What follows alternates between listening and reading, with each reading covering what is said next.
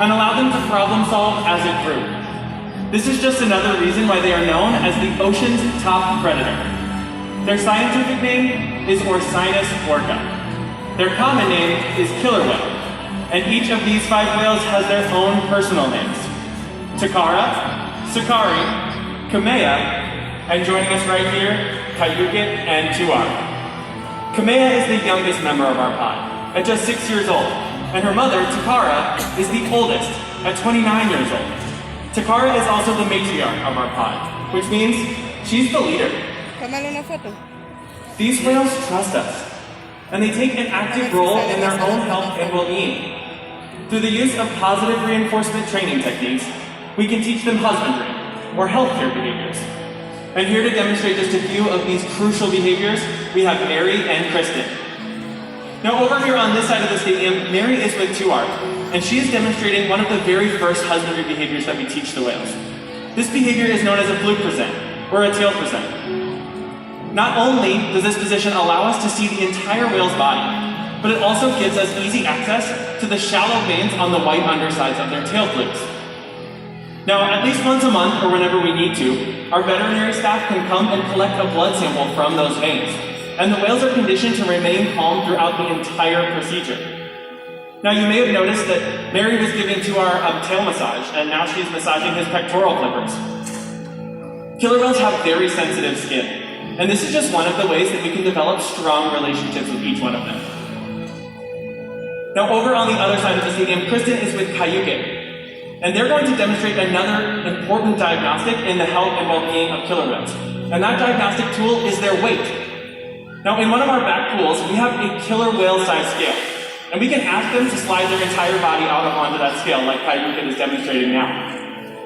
Now, you might notice that a portion of Kayukit's body, from his dorsal fin all the way down to his tail flukes, is still in the water. This part of his body is called the peduncle, and it contains several large muscles that can weigh hundreds of pounds. Now, in order to get an accurate weight on Kayukit, all Kristen has to do is ask him to lift his tail up and out of the water. We do this every single week, and that's how we found out that as of Tuesday morning, Kayukit weighs 9,570 pounds. Getting an accurate weight on our killer whales helps us to ensure that the older whales are maintaining a healthy weight, and that the younger whales are growing appropriately. Our husbandry behaviors help us to make sure that the whales are healthy and thriving. And the care isn't just physical. Mental stimulation and play are vital, and we surprise and engage with our whales at every opportunity. Play is how killer whales teach their young to hunt, and for the adults, play is important too. It seems that they just enjoy having fun. Making time for play is an important part of life for killer whales, and for us.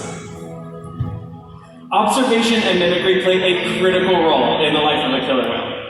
From when they are very young, killer whales observe their mothers or other members of their pod and mimic their behaviors. And here at SeaWorld, they can mimic us. Now over here on this side of the stadium, we're going to play a little game of follow the leader with Tuar. So why doesn't everybody over here lift your left arm and give him a big old wave?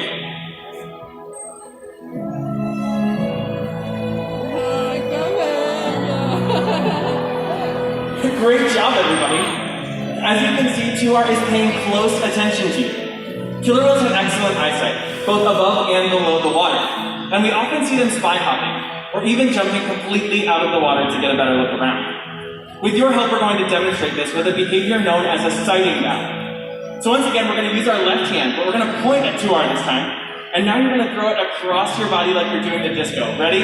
Go! All right, now Tuar is going to take off to the bottom of our 40-foot pool.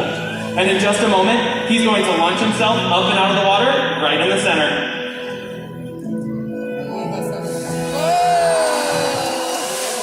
Great job, everybody. Thank you so much for your help. Now, over on the other side of the stadium, we have a very special family in the front row who's going to be hanging out with Kayukit and showing us a little bit about how killer whales can communicate with each other. Now, one of the ways killer whales can communicate is through vocalizations. So go ahead and give him that first signal.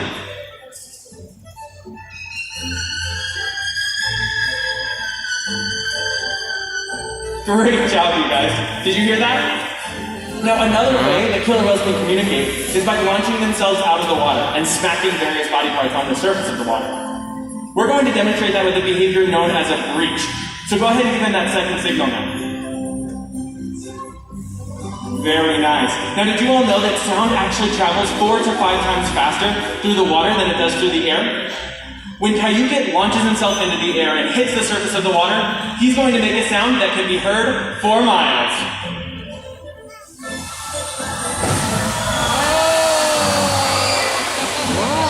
Oh my gosh, you guys are completely soaked.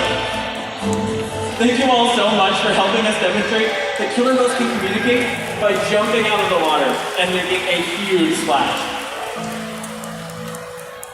SeaWorld's research and observation of the killer whales in our care has shed light on many mysteries surrounding these amazing animals. For instance, we know that the gestation period for a pregnant killer whale is 17 months.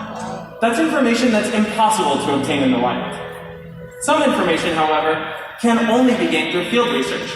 SeaWorld works with our partners, like the Norwegian Orca Survey, to further our knowledge. Killer whales are remarkable, powerful animals, and perhaps the best expression of that power is when they hunt. Killer whales stand apart. They have no natural predators, and just about any other ocean animal can be their dinner. Depending on where they live and their chosen prey, they've developed some epic hunting techniques. Off the coast of South America, killer whales will beach themselves, riding in on waves just long enough to catch prey. They'll also create waves that knock animals like penguins or seals from icebergs. Most importantly, they cooperate, communicate, and coordinate as a team. Here's footage of killer whales corralling a school of herring. A whale dips in and feeds, while the other whales keep the fish together with swipes of their tail fins. In the ocean, killer whales create waves to hunt. They use fluke slams to stun their prey, and they can even beach themselves up and out of the water. For the whales, it's a fun demonstration. But for you, it's time to get wet!